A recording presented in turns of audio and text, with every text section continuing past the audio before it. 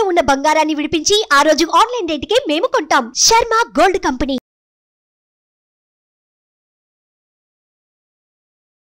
నమస్తే, welcome to Suman TV. నేను మీ యామిని.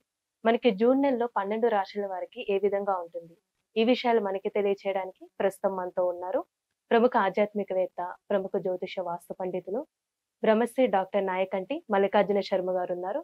గురుగారితో మాట్లాడి మనకున్న సందేహాన్ని అడిగి తెలుసుకుందాం. నమస్కారం గురుగారు. నమస్కారం. గురుగారు, జూన్ నెల అండి అసలు వృషభ రాశి వారికి ఏ విధంగా ఉంటుంది, వీళ్ళకి సంబంధించిన పరిహారాలు అంటే ఏంటండి అసలు? తప్పకుండా. ఓం శ్రీ గురుభ్యో నమః. వృషభ రాశి వాళ్ళకు వచ్చేటప్పటికల్లా జన్మరాశిలో గురువు, శుక్రుడు, రవి, బుధుల యొక్క కలయిక, అలానే వ్యయస్థానంలో కుజుడి యొక్క సంచారం, ఏకాదశ స్థానంలో రాహు, దాంతోపాటు పంచమ స్థానంలో కేతు యొక్క సంచారం, దశమంలో శని యొక్క సంచారం. అయితే వృషభ రాశి వాళ్ళకి ఏ విధంగా ఉండబోతుంది అని అంటే, శుక్రగ్రహం యొక్క అనుకూలత వల్ల ఆర్థిక పరంగా ప్రయోజనాలు పొందుతారు.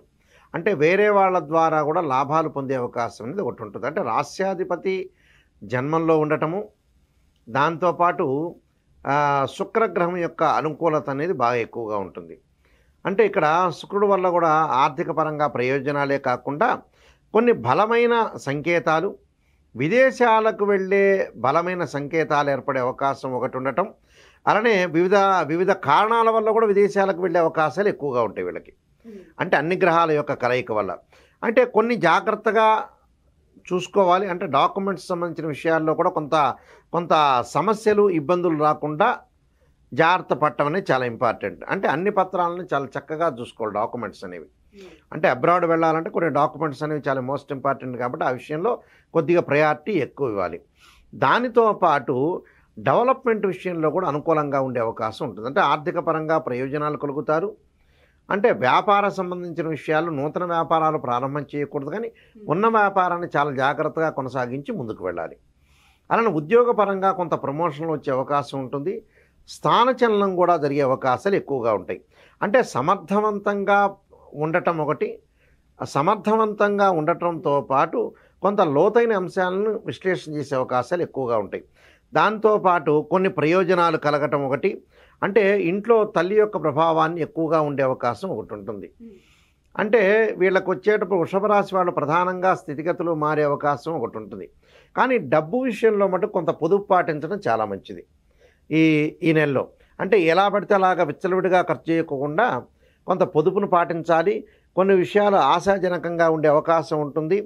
దానితో పాటు ఇక్కడ వాళ్ళకు వచ్చేటప్పుడు 5వ స్థానంలో కేతు యొక్క సంచారం వల్ల కొంత సంతానపరంగా కొన్ని ఇబ్బందికరమైన వాతావరణం ఏర్పడుతుంది.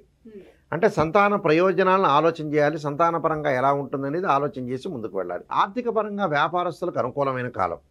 అంటే ఆర్థిక పరంగా వ్యాపారస్తులకు అనుకూలమైన కాలమే, కానీ ఎక్కువగా పెట్టుబడులు అనేవి పెట్టకూడదు. అంటే లిమిటెడ్గా పెట్టుబడులు పెట్టి ముందుకు వెళ్ళాలి. అయితే విద్యార్థులకు అనుకూలమైన కాలం.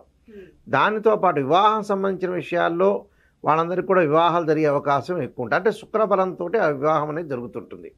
అంటే గురుబలం అనేది వృషభ రాశి వల్ల కొంత తక్కువ ఉందని చెప్పుకోవచ్చు. శుక్రబలం అనేది ఉంది కాబట్టి శుక్రుడు సుఖాన్ని, భోగాన్ని, సౌఖ్యాన్ని ఇచ్చేవాడు కాబట్టి ఆర్థిక పరంగా అనుకూలంగా ఉంటుంది. అంటే ప్రతి దానిలో కూడా కొంత ఆరోగ్యపరంగా కూడా గతం కంటే కూడా అనుకూలమైన వాతావరణం వచ్చే అవకాశం ఉంటుంది.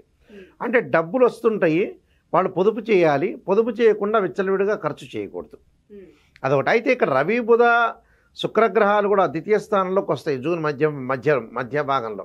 అంటే 15వ తారీఖు తర్వాత వచ్చిన తర్వాత అప్పుడు కొద్దిగా అనుకూలమైన వాతావరణం ఎక్కువగా ఉంటుంది వీళ్ళకి. అంటే ఏదైతే జూను ప్రథమ భాగంలో మధ్య రకంగా ఉన్నా ద్వితీయ భాగంలో వాళ్ళకు అనుకూలమైన ఫలితాలు ఎక్కువగా ఉంటాయి. అప్పుడు నూతన వ్యాపారం చేసేవాళ్ళు, వ్యాపారంలో పెట్టుబడి పెట్టే వాళ్ళందరూ కూడా జూన్ మధ్య మాసంలో వ్యాపారంలో పెట్టుబడి పెట్టచ్చు. అంటే 15వ తారీఖు వరకు పెట్టుబడి పెట్టకూడదు, ఉన్న వ్యాపారాన్ని కొనసాగించాలి. తర్వాత 15 తర్వాత నూతన వ్యాపారాన్ని కొనసాగించవచ్చు. అధికంగా పెట్టుబడులు పెడితే కూడా లాభాలు వచ్చే అవకాశం మెండుగా ఉంటాయి. ఈ నెలలో జాగ్రత్త ఉండాలి. అంటే 15వ తారీఖు వరకు మాత్రం జాగ్రత్త ఉండాలి. ఆ 15వ తారీఖు తర్వాత బాగుంటుంది.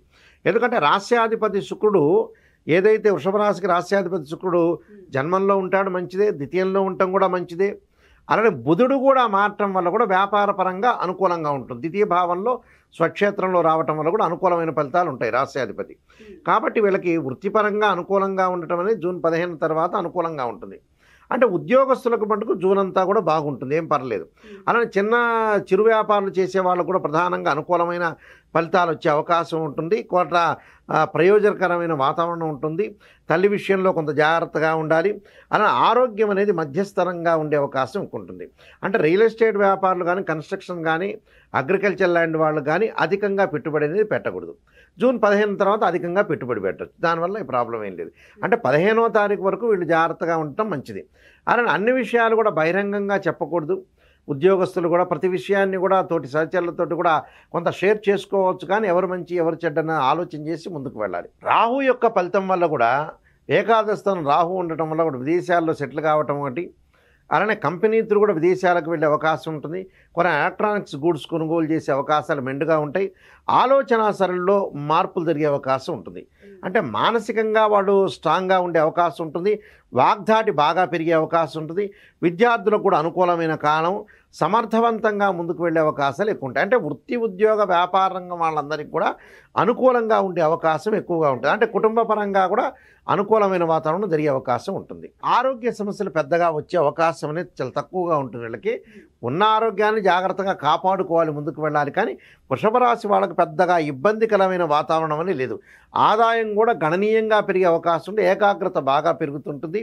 ఉన్న విషయాల్లో చాలా జాగ్రత్తగా ఉండి ముందుకు వెళ్ళాలి. అంటే పొదుపు పాటించాలి. బంధువులతో కొంత విరోధ భావాలు వస్తాయి కాబట్టి ఎంతవరకు మితంగా మాట్లాడాలో అంతవరకే మితంగా మాట్లాడాలి. బంధువులతో కూడా, స్నేహితులతో కూడా ఏదైతే మాట్లాడుతుంటారో వాళ్ళతో ఉన్న విషయాల్ని కొంత చాలా జాగ్రత్తగా షేర్ చేసుకొని ముందుకెళ్ళాలి. అంటే ఆర్థిక పరంగా ఆదాయం బాగుంటుంది. వివాహ సంబంధించిన సమస్యలు పరిష్కారం అవుతాయి. కుటుంబ పరంగా ఇబ్బందులు ఉండవు. కానీ ఆదాయం అనేది పెరుగుతుంది. కానీ ఆదాయంలో పొదుపు చేసుకోవాలి. అంటే మరింత ఖర్చు చేయకూడదు. అంటే మితభాషికి కూడా ఉండాలి.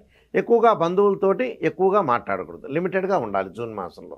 మిగతావన్నీ కూడా వాళ్ళకు అనుకూలమైన పరిస్థితులు వచ్చే అవకాశం ఉంది.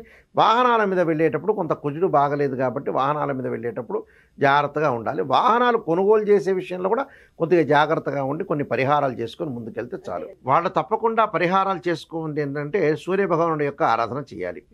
అంటే సూర్యుడికి సంబంధించిన పరిహారాలు చేసుకోవటం ఒకటి. అలానే జపాకుసుమ సంకాసం కాశ్యపేయం మహాదుతం తమోరం సర్వపాపగ్నం ప్రణతోస్మి దివాకరం అనే మంత్రాన్ని లలితా సహస్రనామ పారాయణం చేయటం ఒకటి. దాంతో విష్ణు సహస్రనామ పారాయణం చేయటం వల్ల కూడా చాలా మంచి ఫలితాలు జరిగే అవకాశం ఖచ్చితంగా ఉంటుందమ్మా. చాలా చక్కగా తెలియజేశారండి. పరిహారం కూడా. ధన్యవాదాలు మీకు. నమస్కారం. సుమన్ టీవీలో మీ పర్సనల్ అండ్ బిజినెస్ ప్రమోషన్స్ కోసం కింది నెంబర్కి కాంటాక్ట్ చేయండి.